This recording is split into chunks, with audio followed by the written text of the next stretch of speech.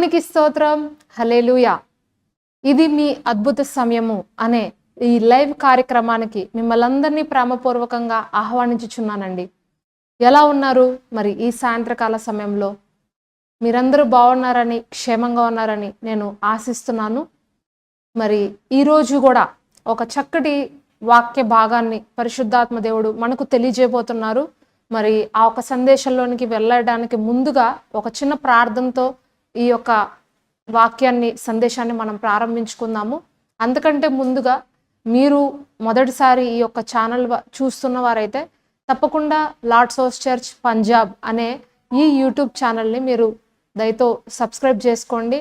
అలాగే ఈ యొక్క సందేశాలను, కార్యక్రమాలను కూడా లైక్ చేయడము, షేర్ చేయడము మర్చిపోకండి. మరి ఈ సమయంలో ప్రార్థనతో ఈ యొక్క సందేశాన్ని ప్రారంభించుకుందాము. రండి ప్రార్థన చేసుకుందాం. మహాపరిశుద్ధుడా, ప్రేమ కలిగిన మా తండ్రి యేసయ్యా, నీకు వందనాలు, కృతజ్ఞతలు, స్తోత్రాలు ప్రభా. దయగలిగిన ప్రభా, అద్భుత కార్యములు చేయు తండ్రి, ఆశ్చర్యకరుడు అయిన దేవ, ఆలోచనకర్తమైన మా ఏలినవాడ, నీకే స్తుతులు స్తోత్రాలు నా తండ్రి. ఇదిగో మరి ఈ సమయంలో నీ జీవ నదిని, నీ జీవజల నదులను ప్రభా, ఆ మాటలను మేము ప్రకటించుచుండగా తండ్రి, అవి మా మాటలు కాదు కానీ ప్రభా, నీ మాటలుగా నీ ప్రజలకు, నీ జనులకు, నీకు ఇష్టలైన వారందరికీ మరి ఈ సాయంత్రకాల సమయంలో అవి అనుగ్రహింప చేయమని వేడుకుంటున్నాను తండ్రి. చెబుతున్న నన్ను నీ సిల్వ చాటున భద్రపరుచుకో. నా పైన నీ యొక్క ఆత్మను కుమ్మరించి నన్ను అభిషేకించి నీ పాత్రగా, నీ బూరగా నన్ను వాడుకో తండ్రి. ప్రతి విధమైనటువంటి దుష్ట శక్తుల్ని యేసు నామములో లయపరుస్తున్నాము తండ్రి. మరి ఈరోజు ఈ వాక్యమును వింటున్న వారి హృదయములలో వారి యొక్క అవసరతలు తీర్చబడును గాక యేసు నామంలో. వారు విడిపింపబడుదురు గాక యేసు నామంలో. వాళ్ళు తృప్తి చెంది ఆశీర్వదించబడుదురు గాక యేసు నామంలో. నీకే సమస్త మహిమ, ఘనత, ప్రభావాలు చెల్లిస్తూ ఈ చిన్ని ప్రార్థన నజరేయుడైన యేసుక్రీస్తు వారి అతి పరిశుద్ధ నామంలో అడిగి వేడుకొనుచున్నాను పరమ తండ్రి. ఆమేన్, ఆమేన్. వందనాలండి. జాయిన్ అయిన మీ అందరికీ పేరు పేరున నా యొక్క హృదయపూర్వక శుభములు తెలియజేస్తున్నాను. మరి ఈరోజు మీరు టైటిల్ చదివారు కదా, సోమరితనం కలిగిన వారిలో కనిపించే సూచనలు అని టైటిల్ రాయబడి ఉంది కదండి. మీరు అనుకోవచ్చు, సిస్టర్ నేను సోమరిని కాదండి, నేను చక్కగా పని చేసుకుంటాను, ఈ యొక్క సందేశము నాకు వర్తించదండి అని మీరు అనుకుంటున్నారేమో. అయితే ఇక్కడ కొన్ని సూచనలు నేను చెప్పబోతున్నానండి. ఇది కేవలము ఫిజికల్గా మరి శారీరకంగా ఉండే సోమరితనం గురించి మాత్రమే కాదండి, ఆత్మలో కూడా కొంతమంది సోమరితనంగా ఉంటారు. ఇంకా సులభంగా చెప్పాలంటే, అర్థమయ్యే భాషలో చెప్పాలంటే కనుక, మరి ఆత్మీయంగా సోమరులుగా ఉండేవాళ్ళు శారీరకంగా కూడా సోమరులుగా ఉంటారు. బహుశా కొద్ది విషయాలలో మేబీ చురుగ్గా ఉండొచ్చేమో, కానీ ఆల్మోస్ట్ వారి యొక్క దైనందిక జీవితాల్లో వారు ఎప్పుడు వెనకబడే ఉంటారు. ఆత్మీయంగా చురుకుగా ఉండేవారే, ఆధ్యాత్మిక జీవితంలో చురుగ్గా ఉండేవారే, దేవునితో వారి యొక్క సహవాసము సరిగ్గా చేసేవారు మాత్రమే వారి శారీరక జీవితాల్లో, వారి యొక్క దైనందిక జీవితాల్లో కూడా చురుకైనటువంటి జీవితాన్ని కలిగి ఉండడము నేను వ్యక్తిగతంగా అనుభవించి చూశాను. హల్లెలూయా. మరి ఈరోజు నేను చెప్పబోతున్నటువంటి సూచనలు ఏవైతే ఉన్నాయో ఇవి మీ లైఫ్లో కూడా ఉన్నాయేమో ఒక్కసారి పరీక్షించుకోండి. పరీక్షించుకోవడంలో తప్పులేదు. మనం డాక్టర్ దగ్గరికి వెళ్ళినప్పుడు మరి కొన్ని పరీక్షలు చేస్తారు కదండి. మన శరీరంలో ఏదైనా మార్పులు కనిపించినప్పుడు ఆ ఒక్క పరీక్షలు అనేవి మంచిది.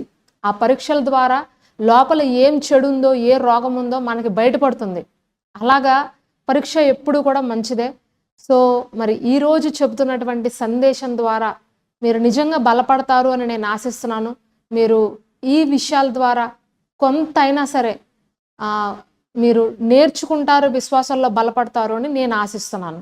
మరి మొట్టమొదటిగా రోమపత్రిక 12వ అధ్యాయము 11వ వచనంలో ఒక వాక్యం రాయబడి ఉందండి.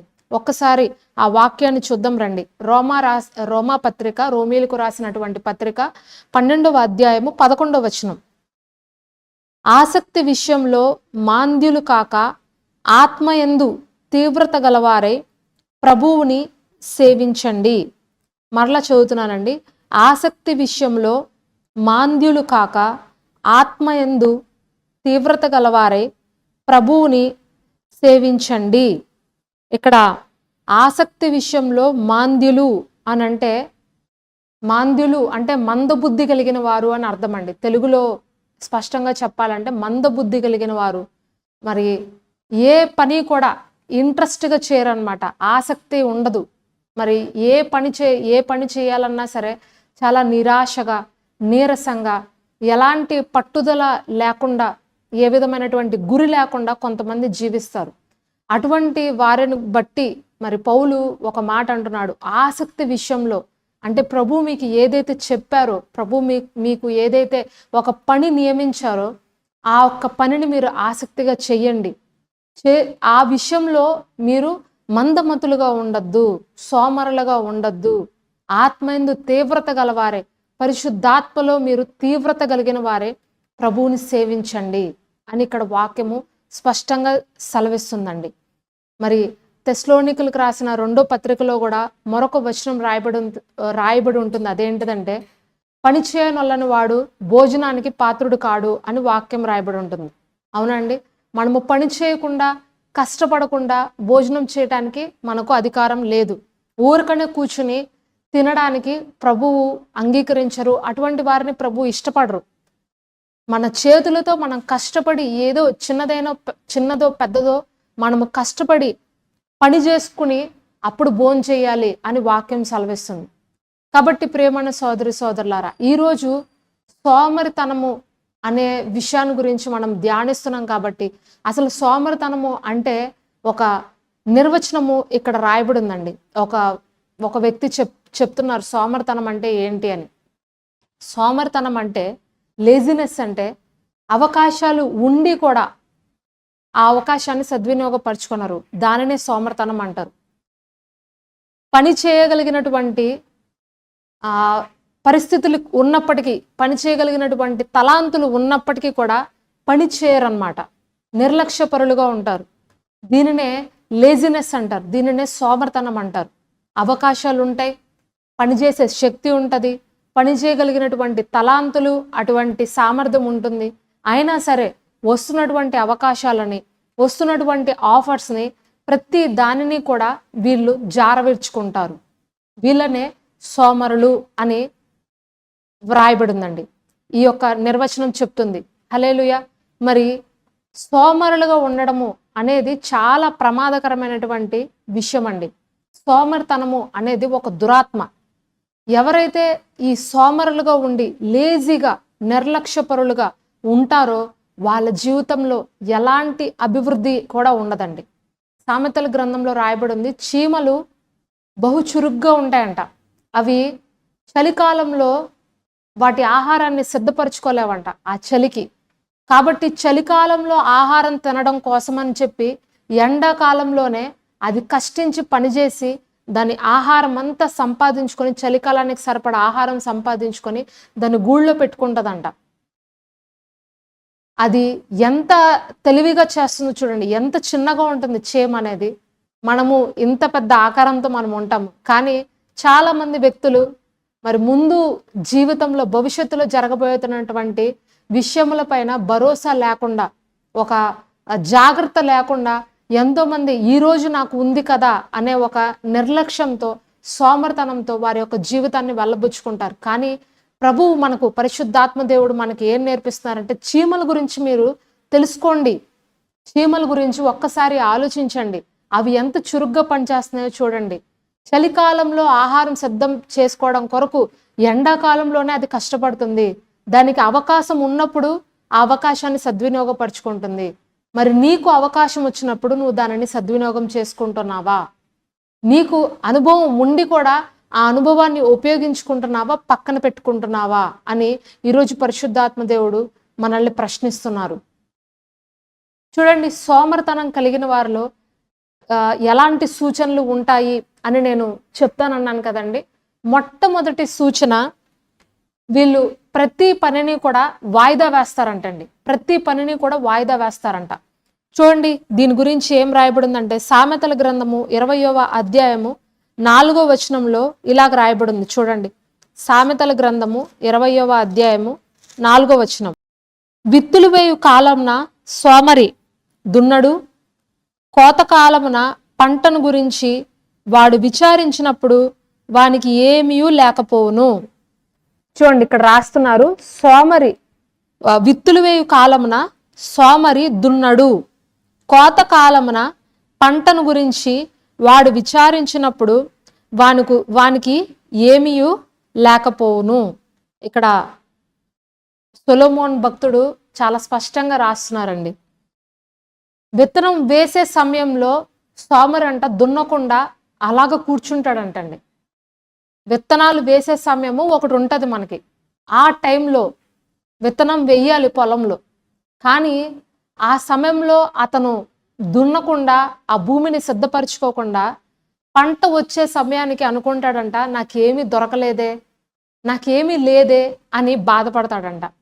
చూడండి ఈ రోజుల్లో కూడా అనేకులు వారు చేస్తున్నటువంటి ఆలస్యము, వాయిదా ఆధ్యాత్మిక జీవితంలో కూడా చాలా మంది ఎలాగుంటారంటే, పరిశుద్ధాత్మ దేవుడు వాళ్ళతో చెప్తాడు, ఇప్పుడు నువ్వు ప్రార్థన చేసుకో, ఇప్పుడు నువ్వు లే, ఇప్పుడు నువ్వు వాక్యం చదువుకో, ఇప్పుడు నువ్వు ఈ పని చేసుకో, ఇప్పుడు నువ్వు మందిరానికి వెళ్ళు, ఈ సమయంలో నువ్వు ఈ వ్యక్తితో మాట్లాడకు, లేకపోతే ఈ వ్యక్తితో మాట్లాడు, ఇక్కడ ఈ కార్యాన్ని నువ్వు ముగించు అని చెప్పినప్పుడు చాలా మంది చేసేటువంటి మిస్టేక్ ఏంటంటే పోస్ట్ పోన్ చేస్తారు, వాయిదా వేస్తారనమాట. అంటే రేపు చేసుకుందాంలే, ఇప్పుడు కాదు తర్వాత చేద్దాంలే, ఈ సమయము కరెక్ట్ టైం కాదు మరొకసారి చూసుకుందాంలే, దీనినే వాయిదా వేసే మనస్తత్వం అంటారండి. అర్థమవుతుందా ఇప్పుడు నేను మీకు చెప్పేది? ఇది ఒక సూచన, ఇది ఒక సైన్ అన్నమాట. సోమరితనం కలిగిన వారిలో కనిపించేటువంటి మొట్టమొదటి సూచన, వీళ్ళు ప్రతి దానిని కూడా వాయిదా వేస్తారు. చూడండి కొంతమంది గృహాల్లో ప్రతి పని ఆలస్యంగానే అవుతుంది. ఉదయాన్నే లేస్తారు కానీ ఉపయోగం లేదు, ప్రతిదీ ఆలస్యమే. 12 గంటలకు జరగాల్సిన పని ఎప్పుడో సాయంత్రం 3:30-4 అవుతుంది. మరి పొద్దున్నే తెల్లవారుజామున జరగాల్సినటువంటి కార్యములు ఎప్పుడో 10-11 అవుతాయి. ఏంటి రీజన్ అంటారు, ఏంటి కారణం అంటారు అంటే వాయిదా వేయడం. ఇప్పుడు ఏ సమయంలో చేయవలసిన పని ఆ సమయంలో చెయ్యాలి, ఏ టైంలో ఎక్కడ ఉండాలో అక్కడ మనం ఉండాలి. మరి ఈ సోమరితనం కలిగిన వారు చేసేటువంటి మొట్టమొదటి కార్యం ఏంటంటే, వీళ్ళలో కనిపించేటువంటి సూచన ఏంటంటే వీళ్ళు వాయిదా వేస్తారు, ప్రతి దాన్ని వాయిదా వేస్తారు. ఈ విధంగా వాయిదా వేయడం వల్ల, నిర్లక్ష్యంగా ఉండడం వల్ల మీ జీవితాల్లో ఎలాంటి అభివృద్ధిని కానీ ఎలాంటి గ్రోత్ని కానీ మీరు చూడలేరండి. ఎక్కడైతే నిర్లక్ష్యము, వాయిదా వేసే మనస్తత్వం ఉంటుందో అక్కడ దేవుని కార్యాలు కూడా ఆలస్యంగా జరుగుతాయి. చూడండి కొంతమంది వారు చెప్పుకుంటారు మాతోటి, సిస్టర్ ఏది కూడా త్వరగా జరగట్లేదండి, అన్నీ ఆలస్యం అయిపోతున్నాయండి, ప్రతిదీ ఆలస్యం అయిపోతుందండి అని చెప్తారు. ఎందుకంటే మీరు కష్టపడవలసినటువంటి సమయంలో కష్టపడకుండా వయసంతా అయిపోయిన తర్వాత ఎప్పుడో నేను సాధించాలని అనుకోవడం వల్ల ఉపయోగం ఏముంది చెప్పండి?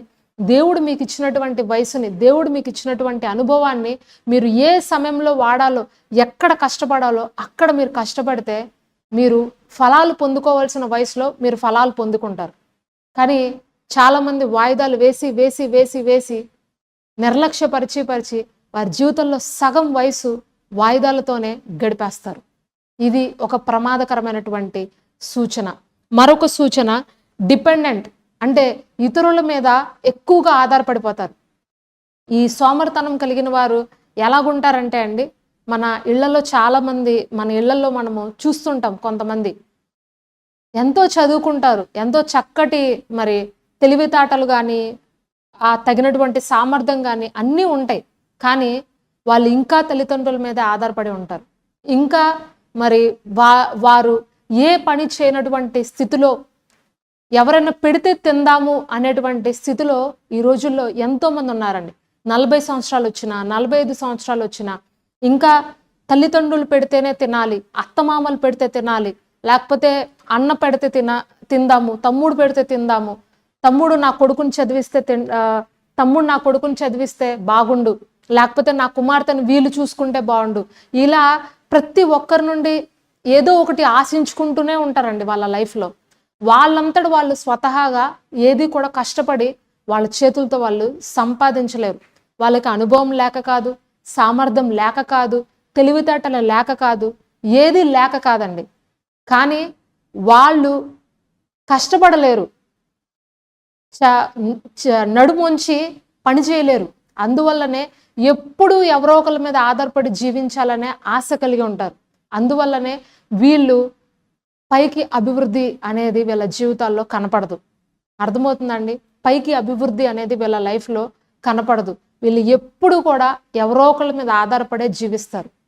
చూడండి, మనము వాక్యము చదువుకుంటూ ఉంటే కనుక, దేవుడు వాక్యాన్ని మనము అనుదినము ధ్యానిస్తే కనుక దేవాది దేవుడు మనకు జ్ఞానాన్ని ఇస్తాడండి.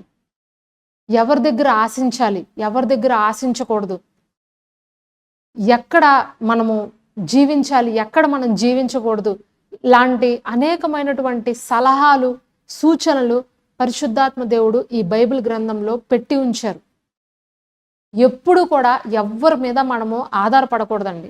ఎవ్వరి మీద ఆధారపడకూడదు.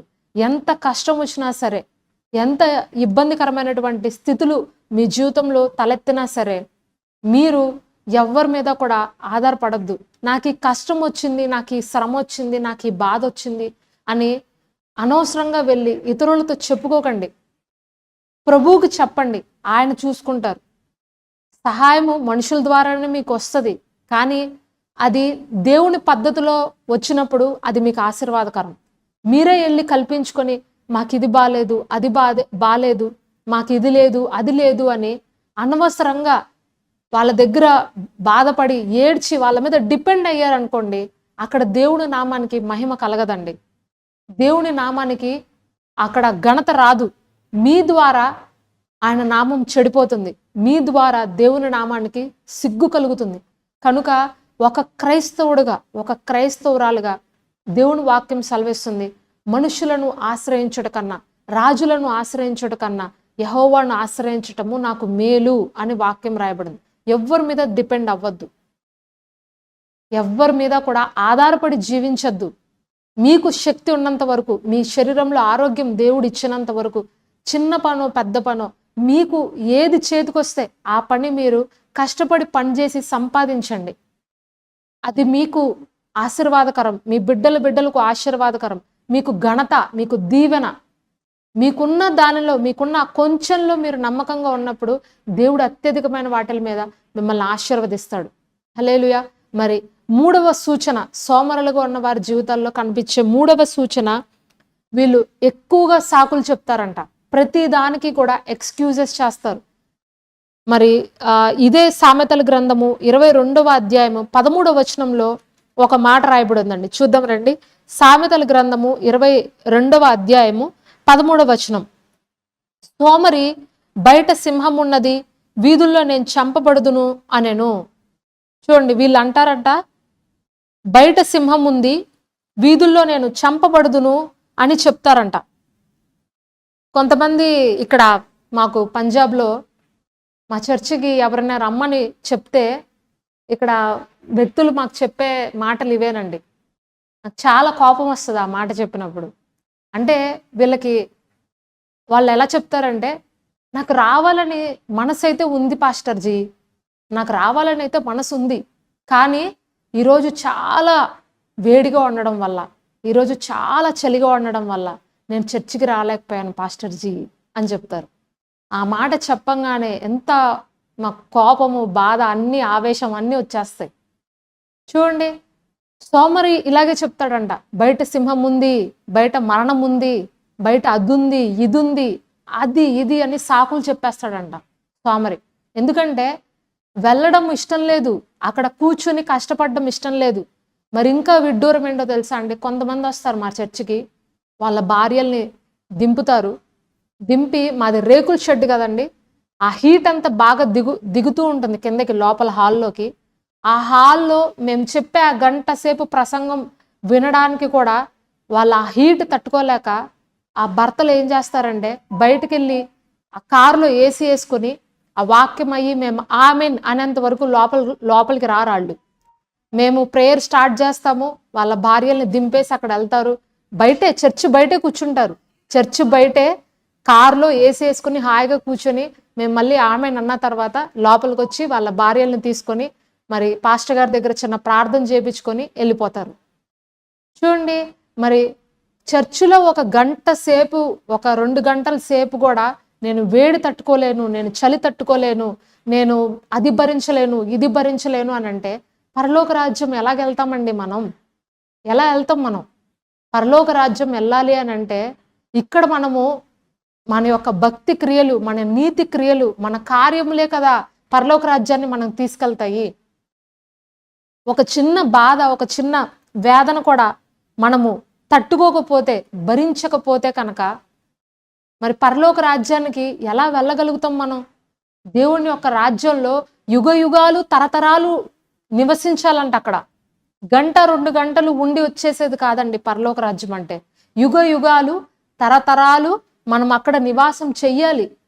మరి చలి, వాన, వర్షం అనంటే కుదరదు కదా. కొంతమంది ఉద్యోగం చేయాలంటే కూడా ఇట్లాగే చెప్తారు, నాకు ఆ ఉద్యోగంలో ఈ కష్టం ఉంది, లేకపోతే వాళ్ళ ఇంట్లో ఈ బాధ ఉంది. కొంతమంది నాకు ఇక్కడ పంజాబ్లో చెప్తారు, ఏంటండి జాబ్ మానేశారంటే వాళ్ళు చెప్పే మాట ఏంటంటే, పొద్దున్నే వెళ్ళాలి సిస్టర్, పొద్దున్నే 6 గంటలకల్లా వెళ్ళిపోవాలి. 6 గంటలకు వెళ్ళాలంటే నేను ఇంటి దగ్గర 4:30 కల్లా నేను లేచి పనులు చేసుకొని వంట చేసుకొని వెళ్ళాలంటే నా వల్ల కావట్లేదు సిస్టర్, అందుకే ఉద్యోగం మానేశానంట అని చెప్తారు. మరి కష్టపడకపోతే ఎలాగ సిస్టర్, మీ పోషణ ఎలా జరుగుతుంది, మీ జీవితం ఎలా కొనసాగుతుంది అని అంటే మాట్లాడరు. చూడండి, కష్టపడే వాళ్ళు ఎంతైనా కష్టపడతారు, ఎంతైనా బాధపడతారు. 1 గంట నిద్ర ఆపుకొని కష్టపడితే పోయేది ఏముంది చెప్పండి? నష్టపోయేది ఏముంది? 1 గంట నిద్ర ఆపుకుంటే 5 గంటలకు లేచేవారు 4 గంటలకు లేస్తారు. దాంట్లో ఏం నష్టం ఉంది చెప్పండి? కానీ ఆ గంట నిద్ర కూడా ఆపుకోలేక ఒక ఉద్యోగాన్ని వదిలేసుకుంటున్నారు చాలా మంది తెలివిలేని వాళ్ళు. వాళ్ళనే సోమరులు అని అంటారు, కష్టపడలేని వాళ్ళు అని అంటారు. ఇది సోమరులో కనిపించేటువంటి మరొక సూచన. ఎప్పుడు సాకులు చెప్తూ ఉంటారు, ఎప్పుడు ఎక్స్క్యూజెస్ చెప్తూ ఉంటారు. బయట ఏదో ఉంది, అక్కడేదో ఉంది, ఇక్కడేదో ఉందని చెప్పి ఆ పనిని తప్పించుకుంటారు, ఆ పని చేయకుండా విరమించుకుంటారు. అందుకనే వీళ్ళు వాళ్ళ జీవితంలో ఎప్పటికీ కూడా ఆశీర్వదించబడినటువంటి స్థానాలలోకి వెళ్ళలేరు. వాళ్ళ జీవితంలో ఆర్థికపరమైనటువంటి ఆశీర్వాదం కానీ, ఆధ్యాత్మిక జీవితంలో ఆశీర్వాదం కానీ, మరి దేనిలోనూ కూడా వీళ్ళు ఆశీర్వాదాన్ని చూడలేరండి. సాకులు చెప్పే వాళ్ళ ద్వారా దేవుడు గొప్ప కార్యాలు చేయలేడు. అర్థమవుతుందండి? ఎవరైతే ఎక్స్క్యూజెస్ చెప్తారో అలాంటి వాళ్ళ ద్వారా దేవుడు గొప్ప కార్యాలు చేయలేడు. చాలా మంది గొప్ప గొప్ప కళలు కంటారు, నేను అది కావాలి ఇది కావాలని. కళ కండం మంచిదే, కానీ కళతో ఆగిపోకూడదు. మంచం దిగొచ్చి పని చేయాలి ఆ కళ సార్థకం కావాలంటే. అవునండి? కళ అనేది మంచం మీద ఉన్నప్పుడు మనకు వస్తుంది.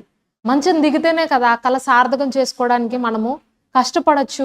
ఆ మంచం మీద ఉండి చాలా మంది డ్రీమ్స్ చూస్తారు, ఆహా ఓహో అనుకుంటారు, కానీ దానివల్ల ఉపయోగం లేదు. కష్టపడాలి, దానికి తగినంత శ్రమ మనము పొందుకోవాలి. అప్పుడే ఆ డ్రీమ్ అనేది మీ లైఫ్లో ఫుల్ఫిల్ అవుతుంది. ఓకేనా అండి? మరి నెక్స్ట్ ఇంకొకటి, ఫేవరెట్స్ కొంతమందికి ఉంటాయండి. నిద్ర, ఆకలి, షాపింగ్, ఇలాగా కొన్ని ఫేవరెట్స్ ఉంటాయి. మరి చాలా మంది ఉదయాన్నే లేవలేరు. ఉదయాన్నే చీకటితో లేచే అనుభవము చాలా మందికి, ఆల్మోస్ట్ క్రైస్తవులు అయినప్పటికీ ఉదయాన్నే లేవరు, చీకటితో లేచే అనుభవం ఉండదు. ఇలాంటి వారు వారి జీవితాలలో దేవునితో సహవాసం అనేది కోల్పోతారు. మీకు అర్థమవుతుందా అండి? మీ జీవితాలలో ఇంకా అనేకమైనటువంటి కష్టాలు, బాధలు, సమస్యలు ఉండిపోవడానికి కారణము మీ లైఫ్లో మీరు ఏదైతే కొన్ని ఇష్టాలతో చేసుకుంటున్నారో, కొన్ని మీరు బాగా ఎక్కువగా ఇష్టపడుతున్నారు. మీకు నిద్ర అంటే బాగా ఇష్టమేమో, ఆకలి అంటే బాగా ఇష్టమేమో, ఫుడ్ అంటే బాగా ఇష్టమేమో, లేకపోతే ఫోన్ ఎడిక్షన్లో మీరు ఎక్కువసేపు సమయాన్ని గడుపుతున్నారేమో. ఇలాంటి వ్యర్థమైన వాటిపైన మీరు ఆసక్తి నిలిపినంత కాలము మీరు దేవునికి దూరంగా జీవిస్తారు. శరీరము, ఈ లోకము, దాని ఆశ గతించిపోతుంది, కానీ దేవుని చిత్తము చేయవాడు నిరంతరము నిలిచి ఉంటాడు అని దేవుని వాక్యం సెలవిస్తుంది. అందుకనే వాక్యం రాయబడింది, ఓయి నిద్రపోతా, ఇంక ఎంతకాలం నువ్వు పడుకుంటావు, నువ్వు ఎందాక పడుకుంటావు, లేచి నీ పని ప్రారంభించు అని వాక్యం రాయబడింది. యోనా కూడా ఓడ కిందకి వెళ్ళిపోయి పెద్ద తుఫాన్ వస్తుంటే హాయిగా పడుకుంటాడు దేవునికి ప్రార్థించకుండా. అందుకనే ఆ ఓడలో ఉన్న వాళ్ళు చెప్తారు, ఓయి నిద్రపోతా, నీకు ఏమొచ్చింది, లేచి నీ దేవునికి నువ్వు ప్రార్థించు, ఈ తుఫాను నుండి తప్పించమని అడుగు.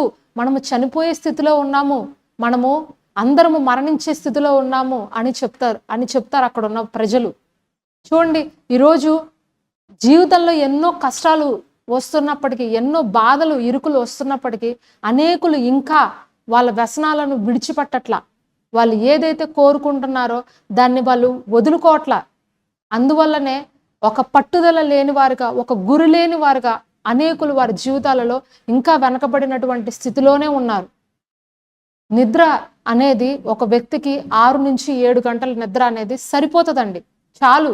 ఒక 6 to 7 అవర్స్ అనేది ఇనఫ్ అండి, చాలు, సరిపోతుంది. ఆరోగ్యంగానే ఉంటాం మనం 6-7 గంటలు పడుకుంటే. అంతకన్నా ఎక్కువ పడుకోవాలి, అంతకన్నా ఎక్కువగా విశ్రమించాలి అని అనుకుంటే మన జీవితంలో పేదరికం తప్ప ఇంకా మరి ఏముండదు. ఎప్పటికీ కూడా మనము ఈ భూమి పైన కలిగినటువంటి ఆశీర్వాదాలను, ఘనతను, పేరును మనము సంపాదించుకోలేము. మనము ఎప్పటికీ కూడా మన లైఫ్లో ఒక ఆశీర్వాదాన్ని మనము అనుభవించలేము. దేవుని వద్ద నుండి వచ్చే ఆ మెల్లనైన స్వరాన్ని మనము వినలేము. అర్థమవుతుందండి? దేవుడు కొన్ని శ్రేష్టమైన సమయాలలో శ్రేష్టమైనటువంటి వ్యక్తుల ద్వారా మనతో మాట్లాడుతూ ఉంటాడు. ఆ సమయంలో కనుక మీరు యాక్టివ్గా ఉంటే, మీరు చురుగ్గా ఉంటే, మీరు నిద్రపోకుండా మెలకువగా ఉంటే ప్రభు మీతో మాట్లాడతారు. అందుకనే యేసుక్రీస్తు ప్రభు వారు సిలువ వేయబడుతున్నప్పుడు చివరిగా ఒకే ఒక్క మాట తన శిష్యులతో, మరి ప్రజలందరితో మాట్లాడిన మాట అంటే, శోధనలో మీరు ప్రవేశించకుండా ఉండునట్లు మెలకువగా ఉండి ప్రార్థించండి. ఏం చెప్పారండి? శోధనలో మీరు ప్రవేశించకుండా ఉండాలి అని అంటే నువ్వు లేచి ప్రార్థించు. నీ ఆత్మలో నువ్వు నిద్రపోవద్దు, నీ ఆత్మలో నువ్వు మందమతులుగా ఉండొద్దు, మీరు బద్ధకంగా ఉండొద్దు, సోమరితనంగా ఉండొద్దు. ఎప్పుడు ఆత్మలో చురుగ్గా ఉండండి, యాక్టివ్గా ఉండండి, దేవుడికి సన్నిహితంగా ఉండండి. అప్పుడు దేవుని వద్ద నుండి వచ్చే మల్లనైన స్వరాన్ని నువ్వు వినగలిగినటువంటి స్థితిలో నువ్వు ఉంటావు అని చెప్తారు. చూడండి, కొంతమంది చెప్తారు, నాకు దేవుడు స్వరమే వినపడట్లేదు సిస్టర్, నాకు దేవుని యొక్క ఆ చిత్తం ఏంటో నేను తెలుసుకోలేకపోతున్నాను అని అంటే, దేవునితో మీరు చేసే సహవాసము, దేవునితో మీ యొక్క షెడ్యూల్ ఎలాగుందో మీరు నాకు చెప్పండి. అప్పుడు నేను చెప్తాను ప్రభు మీతో ఎందుకు మాట్లాడట్లేదు. మీ షెడ్యూల్ కరెక్ట్గా ఉంటే, దేవునితో మీరు కలిగి ఉన్నటువంటి ఆ సహవాసం, ఆ సంబంధం కనుక ఎలాగుందో తెలుసుకుంటే దాన్ని బట్టి చెప్పచ్చు ప్రభు ఎందుకు మాట్లాడరు అనేది. మీరు ఆయన మాట్లాడే సమయాల్లో మీరు నిద్రపోతూ వేరొక పనుల్లో బిజీగా ఉంటే ప్రభు ఎలా మాట్లాడతారు చెప్పండి? ఆయన స్వరం మీకు ఎలా వినిపిస్తుంది? ఆయన మాట్లాడే సమయాలు కొన్ని ఉన్నాయి. ఆ సమయంలో మనము మెలకువగా ఉండాలి, ఆ సమయంలో దేవుని కోసం కనిపెట్టాలి. మీకు ఇంకొక విషయం చెప్పనా? మోషే సినాయి కొండపైనకి వెళ్ళినప్పుడు ప్రభువే పిలుస్తారు, నువ్వు కొండ మీదకి రా, నీతో నేను కొన్ని విషయాలు చెప్పాలి, కొన్ని ఆజ్ఞలు నేను నీకు వివరిస్తాను అని అన్నప్పుడు మోషే యెహోషువ కలిసి ఆ సినాయి కొండ మీదకి వెళ్తున్నప్పుడు ప్రభు యొక్క మహిమ దిగి వచ్చే వరకు వాళ్ళు అక్కడ కనిపెడతారండి. ఎన్ని రోజులకి దేవుని మహిమ వస్తుందో తెలుసా? 6 రోజులకు వస్తుంది. 6 రోజులు మోషే యెహోషువ ఆ కొండ దగ్గరే అలాగా వేచి ఉంటారు. చూడండి, మరి దేవుడే పిలిచాడు వాళ్ళని, ప్రభువే రమ్మన్నారు, కొండ మీదకి రమ్మన్నారు. అయినా సరే మరి వాళ్ళు కనిపెట్టారా లేదా? వాళ్ళు 6 దినాలు వాళ్ళ యొక్క పనులు, వాళ్ళ యొక్క ఇష్టాలు అన్ని పక్కన పెట్టి దేవుని మహిమ దిగి వచ్చేంత వరకు అక్కడే వాళ్ళు గడిపారు మోషే యెహోషువ. మీరు కావాలంటే చూడండి, లేవ్యాకాండంలో, నిర్గమకాండంలో ఉంటుంది, వ్రాయబడి ఉంటుంది. దేవుని యొక్క స్వరము వినపడడం అనేది అంత ఈజీ కాదండి. చాలా శ్రద్ధగా, చాలా మరి భక్తితో, ఎంతో ఆసక్తితో దేవుని వద్ద మనం కనిపెట్టాలి. అది ఎంతో మెల్లనైన స్వరము. దేవుని యొక్క నడిపింపులు అనేవి చాలా శ్రద్ధతో భయభక్తులతో యెహోవాయందు భయభక్తులతో నడుచుకున్న వారికి ఆయన జ్ఞానం అనేది విడుదలవుతూ ఉంటుందండి ఎప్పటికప్పుడు. కాబట్టి మనము శ్రద్ధగా ఉండాలి. మన హృదయం ఎప్పుడు ఆయనపైన ఆసక్తి కలిగి ఉండాలి. నిద్ర మీద, మరి లోకాశల మీద, లేకపోతే మరి ఆహారం మీద, లేకపోతే లోక మర్యాదల మీద మనం ఒక ఆసక్తిని పెట్టుకుంటే దేవుని యొక్క స్వరం మనకు వినపడదు. మన జీవితంలో మనము ఉన్నత స్థలాల్లోకి మనము వెళ్ళలేము. హల్లెలూయా. మరి సోమరులో కనిపించినటువంటి మరొక సూచన ఏంటంటే వీళ్ళు రెస్పాన్సిబిలిటీస్ ఏది కూడా తీసుకోరు.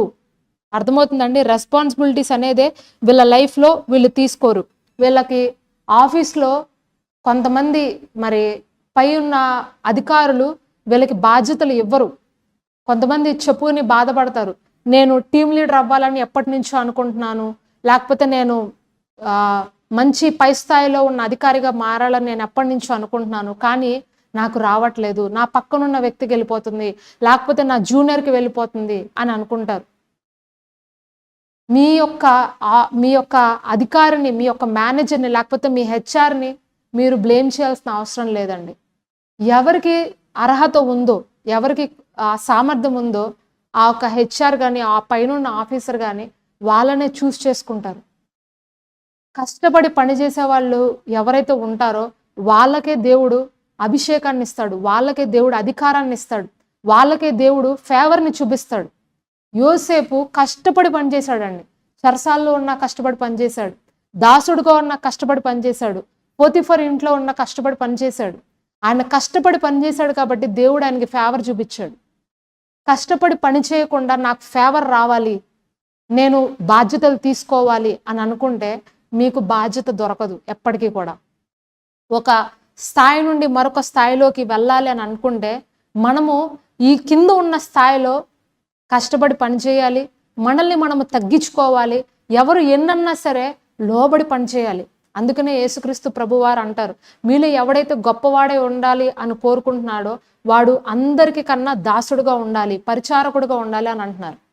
గొప్పవాడిగా మారాలి, గొప్ప గొప్ప బాధ్యతలు మీ జీవితంలో రావాలని అంటే మీరు ఇప్పుడు ఏదైతే స్థానంలో ఉంటున్నారో అక్కడ మీరు తగ్గించుకోవాలి. అక్కడ మీరు ఎవరు ఏమన్నా సరే పట్టించుకోకూడదు, ముందుకు వెళ్ళిపోవాలి. నన్ను వాళ్ళు ఇలాగన్నారు, వాళ్ళు అలాగన్నారు కాబట్టి నేను ఈ పని చేయను, నేను ఈ వ్యక్తి దగ్గర ఉండను, నేను ఈ వ్యక్తి దగ్గర ఎందుకు లోబడి ఉండాలి, ఈ పాస్టర్ గారి కింద నేనెందుకు ఉండాలి, ఈ మందిరంలో నేనెందుకు ఉండాలి, నాకు మర్యాద ఇవ్వట్లేదు, నన్ను పట్టించుకోవట్లేదు, కాబట్టి నేను ఈ పని నేను చేయను, నేను ఈ బాధ్యత తీసుకోనని చాలామంది ఆ బాధ్యత తీసుకోకుండా మధ్యలోనే విరమించేసుకుంటారు, మధ్యలోనే వెనక్కి వచ్చేస్తారు. ఏ పని కూడా వీళ్ళు సరిగా ప్రారంభించిన పనిని పూర్తి చేయరు, మధ్యలోనే అవకాశాలను వదులుకుంటారు. ఇలాంటి వారు ఏ పని కూడా సక్రమంగా నిర్వర్తించరండి. అర్థమవుతుందా నేను మీకు చెప్పేది? ఈ 6 సూచనలు ఇప్పుడు నేను ఏమైతే మీకు చెప్పానో ఈ 6 సూచనలు మీలో ఉన్నాయా ఒక్కసారి పరీక్షించుకోండి. మొట్టమొదటిగా పోస్ట్పోన్, వాయిదా వేయడము. రెండవదిగా డిపెండెంట్, ఇతరుల మీద ఆధారపడి జీవించడం. మూడవదిగా మరి నిద్రపైన, ఆకలిపైన, లోకాశలపైన ఇష్టలుగా ఉండడము. నాలుగవదిగా ఏ విషయంలోనూ కూడా బాధ్యత తీసుకోకుండా ఉండడము, ఇర్రెస్పాన్సిబుల్గా ఉండడము. ఈ విషయాలు కనుక మీ లైఫ్లో ఉంటే మీరు కాస్త జాగ్రత్త పడండి, కాస్త శ్రద్ధ వహించండి. అయితే దీనివల్ల మనకు వచ్చే నష్టాలు ఏంటో ఒక్కసారి చూద్దామండి. కొన్ని నష్టాలు ఉన్నాయి, సోమర్తనం వల్ల కొన్ని నష్టాలు మనం పొందాల్సి వస్తుంది. అదేంటో చూసి ఈ యొక్క సందేశాన్ని నేను ముగిస్తాను. సోమర్తనం వల్ల వచ్చే మొట్టమొదటి నష్టము పోవర్టీ అండి, పేదరికం. ఇక్కడ సామెతల గ్రంథము 10వ అధ్యాయము 4వ వచనంలో ఒక వాక్యం రాయబడింది, చూద్దాం రండి. సామెతల గ్రంథము 10వ అధ్యాయము 4వ వచనం. బద్ధకంగా పనిచేవాడు దరిద్రుడగును, శ్రద్ధ గలవాడు ఐశ్వర్యమంతుడు అగును. అర్థమవుతుందండి? బద్ధకంగా పనిచేవాడు దరిద్రుడగును, శ్రద్ధ గలవాడు ఐశ్వర్యమంతుడు అగును. హల్లెలూయా. బద్ధకంగా పనిచేస్తే దరిద్రులం అయిపోతాము, పేదరికంలోకి వెళ్ళిపోతాము అని వాక్యం రాయబడిందండి. కొంతమంది ఏ పని చెప్పినా సరే ఒక గంటలో చేసే పనిని 2 గంటలు, 3 గంటలు, 4 గంటలైనా సరే ఆ పని అవ్వదు. ఎంతసేపు అయినా సరే అదే పనిని కంటిన్యూ చేస్తూనే ఉంటారు. అదే పని కంటిన్యూ చేస్తూనే ఉంటారు. అంటే వాళ్ళల్లో ఉన్నటువంటి ఒక ప్లాన్ ఏంటో తెలుసా అండి? అలా కనుక స్లోగా చేశారనుకోండి ఒక పనిని, ఇంకో పని వాళ్ళకి చెప్పరు కదా పక్కనున్న వాళ్ళు. అదొక ప్లాన్ అన్నమాట. వాళ్ళు ఆ ప్లాన్‌తో ఉండి, ఆ ఒక్క ఆలోచనతో ఉండి, ఇంకో పని ఏదన్నా చెప్పేస్తారేమో నేను త్వరగా చేస్తే అని, ఇప్పుడు ఇచ్చిన పనిని వాళ్ళు త్వరపడి చేయరు. త్వరగా ముందుకు వెళ్ళరు. ఆలస్యంగా ఉంటారు. ప్రతి విషయంలో ఆలస్యంగా ఉంటారు. ప్రతి విషయంలో జాగు చేస్తారు. కొంతమంది మాకు జాబ్ లేదండి, జాబ్ లేదండి అని ప్రేయర్ చేయమని నన్ను అడుగుతారు. వారాలకు వారాలు, నెలలు నెలలు, సంవత్సరాలు సంవత్సరాలు ప్రార్థిస్తూనే ఉంటారు. మరి 2 సంవత్సరాలైనా, 3 సంవత్సరాలైనా వాళ్ళకి జాబ్ వచ్చిందా అని అడిగితే రాలేదనే చెప్తారు. ఇక మాకు అర్థమైపోతుంది. వీళ్ళు పని చేసేవాళ్ళు కాదు. వీళ్ళకి పని చేసే మనస్తత్వము లేదు. పని చేసే మనస్తత్వం ఉన్నవాళ్ళు ఎక్కడైనా సరే పని చేస్తారు. ఎలాంటి ఉద్యోగం వచ్చినా సరే దాంట్లో సాటిస్ఫైడ్‌గా ఉంటారు. పని చేయడం ఇష్టం లేని వాళ్ళు ప్రతి విషయంలోనూ నిరాశగానే ఉంటారండి. ప్రతి విషయంలో కూడా మరి ఆసక్తి లేనట్టుగానే పని చేస్తారు. అందుకనే వీళ్ళ జీవితంలో పేదరికము అనేది ఉండిపోద్దండి. పేదలుగానే ఉండిపోతారు. ఎన్ని సంవత్సరాలైనా అదే అప్పులతో, అదే ఆర్థికపరమైనటువంటి సమస్యలతో, ఇతరుల మీద ఆధారపడుతూ, ఇతరుల దగ్గర ఆశ్రయిస్తూ ఇలాగే ఉండిపోతారు. వాళ్ళు పేదలుగానే ఉండిపోతారు. కొంతమంది ఉద్యోగము అవకాశాలు వస్తున్నా సరే చెప్తారు, నేను చదువుకున్న దానికి ఇది సూటబుల్ కాదు. అందుకనే నేను ఉద్యోగానికి వెళ్ళట్లేదు అని చెప్తారు. లేకపోతే నాకు ఈ ఉద్యోగంలో సాలరీ అంతా కరెక్ట్‌గా లేదు. కాబట్టే నేను ఈ ఉద్యోగానికి వెళ్ళట్లేదు అని చెప్తారు. నేను వాళ్ళతో ఒకటే చెప్తానండి. ఖాళీగా కూర్చునే కన్నా, ఖాళీగా ఉండి మీ హృదయాన్ని మీరు పాడు చేసుకునే కన్నా ఏదో ఒక పని చేసుకోవచ్చు కదండీ! ఏదో ఒక పని చేసుకోవచ్చు కదా! ఏదో ఒక పని చేసుకొని మిమ్మల్ని మీరు బిజీ చేసుకుంటే ఎవ్వరు మిమ్మల్ని ఏమి అనరు గదా! ఎవ్వరు మిమ్మల్ని అవమానించరు గదా!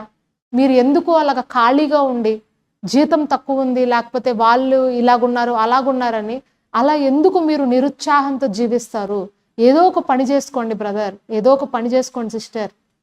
చిన్నదైనా సరే మీ చేతికి వచ్చిన దాన్ని శక్తి లోపం లేకుండా చేయమన్నాడు దేవుడు. మీకున్న పనిని మీరు శ్రద్ధగా చేయండి. దేవుడు మిమ్మల్ని ఐశ్వర్యవంతులుగా చేస్తాడు అని వాక్యం సెలవిస్తుంది కదా! దానియేలు ఆయన ఎలా అధికారి అయ్యాడు చెప్పండి? ఆయన శ్రద్ధగా పనిచేశాడంట. అక్కడున్న అధికారులందరూ కూడా ఆయనకి పని విషయంలో ఒక్క వంక కూడా చెప్పలేకపోయారంటండి. ఆయన పని విషయంలో. దేవుని విషయాల్లోనే వాళ్ళు వంక చెప్పారంట తప్పితే, ఆయన పని విషయంలో, ఆయనకిచ్చినటువంటి బాధ్యతల విషయంలో ఒక్క వంక కూడా చెప్పలేకపోయారంట. అంత నమ్మకస్తుడంట డానియేలు. మీరు చదవండి దానియేలు గ్రంథాన్ని. మరి రూతు గ్రంథాన్ని మీరు చదవండి. రూతు గ్రంథంలో కూడా రూతు మరి విధవరాలైనప్పటికీ, చిన్న కుమార్తె అయినప్పటికీ తన అత్తగారికి నమ్మకంగా పనిచేసింది. బోయాజు పొలంలో ఆ పరిగ ఏరుకోమని చెప్తే ఆమె శ్రద్ధగా ఏరుకుంది. తనకిచ్చిన పనిని ఆమె నమ్మకంగా చేసింది. పేతురు, యోహాన్, యాకోబులు కూడా జాలర్లు పట్టేవాళ్ళు వాళ్ళందరూ. ఖాళీగా ఉన్న వాళ్ళని ఎవ్వరిని దేవుడు ఎంచుకోలేదండి సేవ కోసం. యేసుక్రీస్తు ప్రభువు వారు కూడా 30 సంవత్సరాల పాటు మరి ఒక కార్పెంటర్‌గా పనిచేశారు. తన తల్లిదండ్రుల దగ్గర ఆయన విధేయుడై లోబడి ఉండి పనిచేశారు. ఆయన ఖాళీగా కూర్చున్నట్టు ఎక్కడా కూడా వాక్యంలో రాయబడలేదు. ఉదయమంతా దెయ్యాలను వెళ్ళగొడుతూ, రోగుల్ని స్వస్థపరుస్తూ మరి ఆయన జీవించినప్పటికీ రాత్రంతా కూడా తండ్రితో మాట్లాడేవారంట. తండ్రితో ఆయన సహవాసం చేసేవారంట. ఆయన ఎక్కడా కూడా సమయాన్ని వృధా చేసినట్లుగా కానీ, ఒకళ్ళ మీద ఆధారపడినట్లుగా కానీ మనం చూడం బైబిల్ గ్రంథంలో. ఎవరైతే కష్టపడతారో, ఎవరైతే శ్రద్ధగా పనిచేస్తారో వాళ్ళకి ఇచ్చిన పనిలో వాళ్ళు ఐశ్వర్యవంతులు అవుతారు. వాళ్ళు ఆశీర్వదించబడినటువంటి స్థితిలో ఉంటారు. వాళ్ళకి అధికారాలు అప్పగించబడతాయి. అలాగే వాళ్ళ జీవితాల్లో అవసరతలన్నీ తీర్చబడతాయి. చూడండి, కొంతమంది గృహాల్లో వాళ్ళ పిల్లల యొక్క అవసరాలు కూడా తీర్చలేనటువంటి స్థితిలో చాలా మంది తల్లిదండ్రులు ఉంటారండి. వాళ్ళకి పిల్లలకి ఏదన్నా ఫుడ్ కావాలన్నా, వాళ్ళకి ఏదన్నా బట్టలు కొనివ్వాలన్నా కూడా కొనలేనటువంటి స్టేజ్లో ఉంటారు. ఎవరైనా ఇస్తే తీసుకుందాము, ఎవరైనా ఏదన్నా ఫంక్షన్కి వెళ్తేనో, లేకపోతే అక్కడికి వెళ్తే ఇక్కడికి వెళ్తే ఎవరైనా ఏదన్నా ఇస్తారేమో అని ఎప్పుడు ఇతరుల కోసం ఎదురు చూస్తూ ఉంటారు. ఎవరో ఏదో పెట్టాలని, ఎవరో ఏదో ఇవ్వాలని కనిపెడుతూ ఉంటారండి. ఇలాంటి వాళ్ళ యొక్క జీవితాల్లో ఎప్పుడూ కూడా ఇన్‌కంప్లీటెడ్‌గానే ఉంటారండి. వాళ్ళ జీవితంలో పరిపూర్ణత అనేదే ఉండదు. ఒక కంప్లీట్‌నెస్ అనేది ఉండదు. ఎప్పుడూ కూడా ఇన్‌కంప్లీట్ లైఫ్‌లోనే వాళ్ళు జీవిస్తారు. ఇది ఒక ప్రమాదకరమైనటువంటి స్థితి.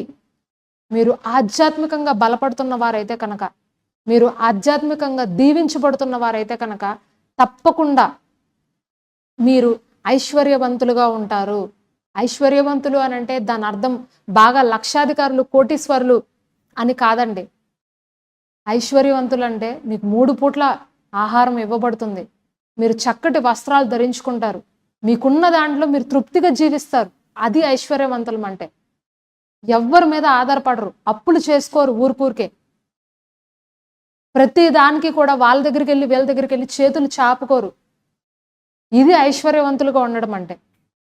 నీతిమంతుల తలల మీద ఎప్పుడూ ఆశీర్వాదం ఉంటుంది అని వాక్యం రాయబడింది. నీతిమంతుడు నిత్యము నిలుచు కట్టడం వల్లే ఉంటాడు. నీతిమంతుడు ఖర్జూరపు చెట్టు వలె మొవ్వ వేస్తాడు. నీతిమంతుడు తను చేసిన పనులన్నీ కూడా సఫలమవుతాయి అని వాక్యం రాయబడిందండి.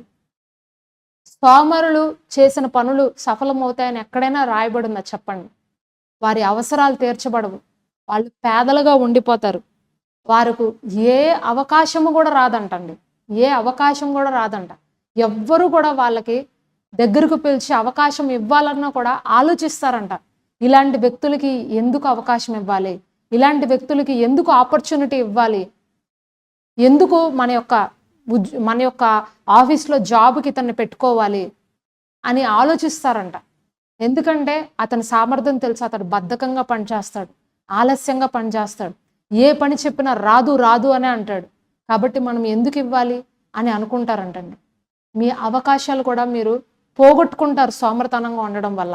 ఇక ఇంకొక మాట ఏంటంటే, ప్రజలు మిమ్మల్ని అవమానిస్తారంట. ఇదే సామెతల గ్రంథం 12వ అధ్యాయము సామెతల గ్రంథం 12వ అధ్యాయము 24వ వచనంలో ఉందండి, చూడండి.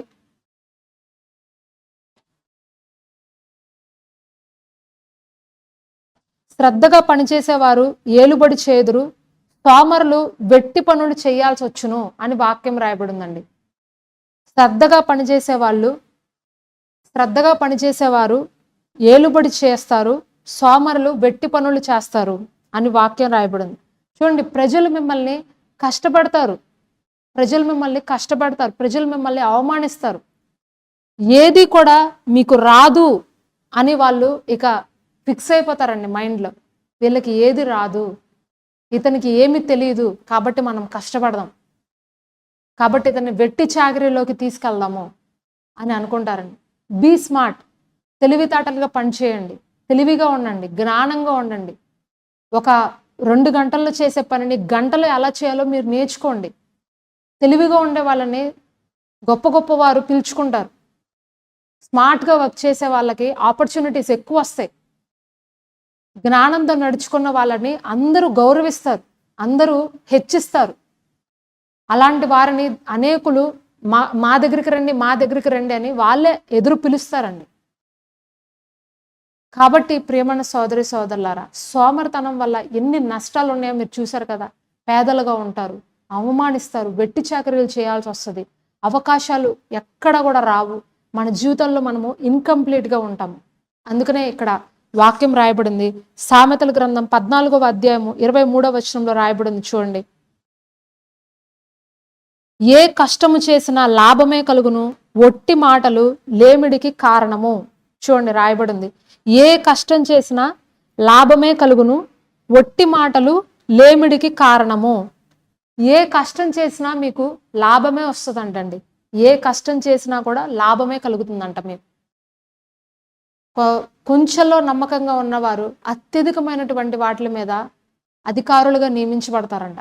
కొంచెంలో మీకు ఇచ్చినటువంటి ఆ కొంచెం పని, ఆ కొంచెం సేవ, ఆ కొంచెము జీతము, ఆ కొంచెం ఆహారము, దాంట్లో మీరు నమ్మకస్తులుగా ఉండే అత్యధికమైనటువంటి విషయాలలో ప్రభు మిమ్మల్ని అధికారులుగా చేస్తాను అని వాక్యం సెలవిస్తుందండి.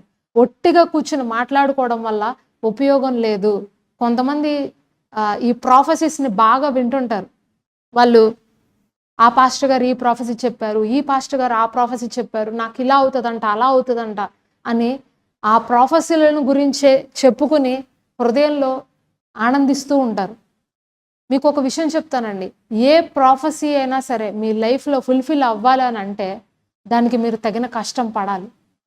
యోసేపుకి దేవుడు వాగ్దానం ఇచ్చాడు, ఈ భూమి అంతా నువ్వు విస్తరిస్తావు, నీ సంతానం విస్తరించబడుతుంది, నువ్వు ఫలించే కొమ్మ వలె ఉంటావు, నువ్వు ఫలించే ద్రాక్ష వలె ఉంటావు, నీ కింద నీ నీ సహోదరులందరూ వచ్చి సాగిల పడతారు అని చెప్తే అవునా అవునా అవునా అని చెంప కింద చేపెట్టుకొని ఆయన కూర్చోలేదండి. ఆయన దానికోసం కష్టపడ్డాడు, ఆయన దానికోసం శ్రమించాడు, ఆయన దానికోసము ఎక్కడెక్కడ బాధలు పడ్డాడు ఆయన. ఆయన బాధపడకుండా, ఆయన కష్టపడకుండా, ఆయన శ్రమ అనుభవించే రోజులు శ్రమ అనుభవించకుండా ఆయనకి కిరీటం దక్కలేదు. శ్రమ లేనిదే కిరీటం లేదు అని వాక్యం రాయబడింది. శ్రమ ఉంటుంది. మీకు కిరీటం కావాలి అని అంటే, మీకు పాస్టర్ గారులు మీకు ఇచ్చినటువంటి ప్రాఫెసీస్ ఫుల్ఫిల్ అవ్వాలి అని అంటే కనుక మీరు శ్రమలు ఉంటాయి, కొంతకాలం ఉంటుంది, కష్టం ఉంటుంది. కష్టమే లేకుండా, బాధే లేకుండా నేను గొప్పవాడిని అయ్యాను అంటే దయచేసి అలాంటి వాళ్ళని మీరు నమ్మకండి. కష్టపడకుండా దేవుడు ఎవరిని హెచ్చించడండి. ఇక్కడ వాక్యం స్పష్టంగా తెలియజేస్తుంది. ఏ కష్టం చేసినా నీకు లాభం వస్తుంది అని వాక్యం రాయబడింది. నువ్వు ఎలాంటి పని చేసి కష్టపడినా సరే నీకు అది లాభం ఉంటుంది, ఖచ్చితంగా నువ్వు లాభాన్ని పొందుకుంటావు. కానీ ఊరికనే కూర్చొని ఇంట్లో ముసలమ్మ ముచ్చట్లు చెప్పే వాళ్ళకి, ఊరికనే కూర్చొని మాట్లాడే వాళ్ళకి లేమిడి కలుగుతుంది, పేదరికం వస్తుంది అని ఇక్కడ వాక్యం సెలవిస్తుంది. కాబట్టి ప్రియమైన సోదరి సోదరులారా, ఈరోజు పరిశుద్ధాత్మ దేవుడు మీతో మాట్లాడుతున్నారు. కష్టపడండి. ఏదో ఒక రకంగా మీకు వచ్చిన పని శక్తి వంచన లేకుండా, శక్తి లోపం లేకుండా మీరు పని చేయండి. ఇది ఎప్పుడు ఫలిస్తుంది, ఎప్పుడు ఆశీర్వదించబడుతుంది, నేను ఎప్పుడు అభివృద్ధిలోకి వెళ్తాను అనేది మీరు 10 సంవత్సరాల తర్వాత ఏమవుతుంది అనేది ఇప్పుడు చూడొద్దు. మీరు చేసుకుంటూ వెళ్ళండి, మీరు నమ్మకంగా చేసుకుంటూ వెళ్ళండి. ఆశీర్వదించేవాడు దేవుడు, మన తల పైకెత్తేవాడు ఆయన. నీ శత్రువులు ఎదుట నీకు విందు భోజనం నేను సిద్ధపరుస్తాను అని వాక్యం సెలవిస్తుంది. ఈరోజు మిమ్మల్ని అవమానించేవారు ఎదుట, మిమ్మల్ని నిందించేవారు ఎదుట మీ తల పైకెత్తబడాలి అని అంటే మీరు కొంతకాలము కష్టపడి పనిచేయాలండి, తప్పదు. మీరు సేవలో ఎదగాలన్నా సరే, మీరు సేవకురు అంటారుగా ఒక మంచి గొప్ప స్థానంలో ఉండాలన్నా కొంతకాలము నిందలు, అవమానాలు, తిట్లు అన్నీ పడాల్సి వస్తుంది. నమ్మిన వారే మోసం చేస్తారు, నమ్మిన వారే మనల్ని కాళ్ళతో తన్ని వెళ్ళిపోతారు. ఆర్థికపరమైనటువంటి ఇబ్బందులు కొంతకాలం పడాల్సి వస్తుంది. అవి శాశ్వతం అయితే కాదు. నేను అదే మీతో చెప్తున్నాను. ఏ బాధ కూడా శాశ్వతం కాదండి, దేవుడు తీసేస్తాడు.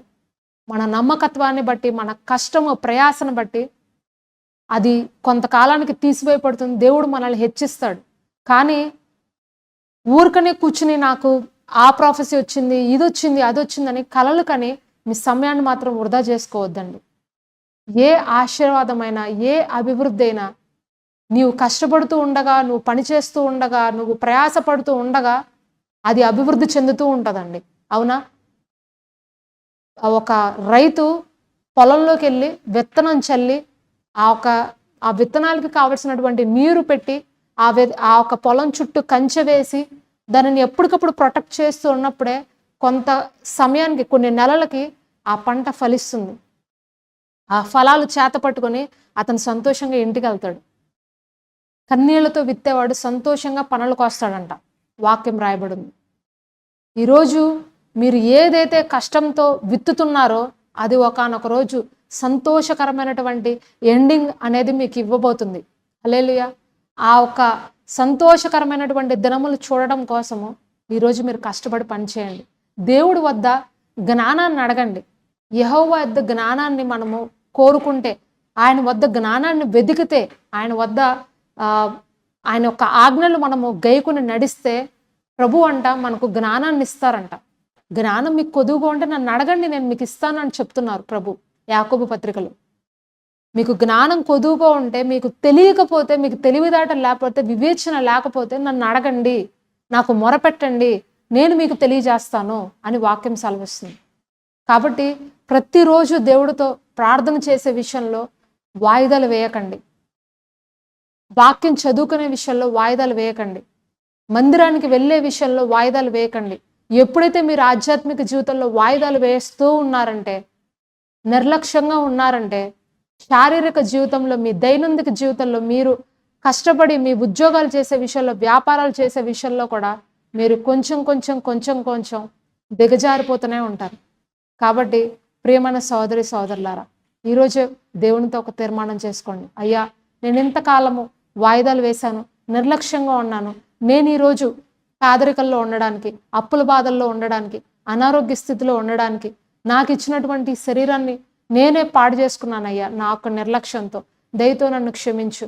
మరొక అవకాశాన్ని నాకు ఇవ్వు తండ్రి. మరొక మేలు నా జీవితంలో నువ్వు చెయ్యి. నన్ను నీ పాత్రగా వాడుకో. ఇకపైన నేను ఎప్పుడు కూడా వాయిదా వేయను.